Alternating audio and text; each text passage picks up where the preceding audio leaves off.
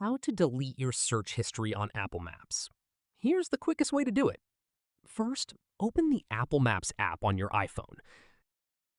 Next, tap the search bar at the bottom of the screen. You'll now see your recent searches and locations that you've looked up in Apple Maps. If you want to remove a specific search, find the item you want to delete and tap on 3 dot.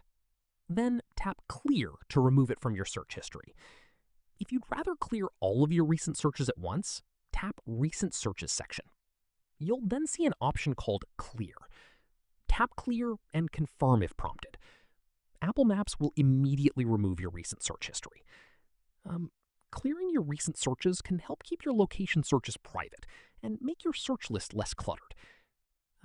Keep in mind that deleting recent searches won't remove saved locations, such as your favorites, guides, or places you've specifically saved in Apple Maps. That's it. You've successfully deleted your search history on Apple Maps.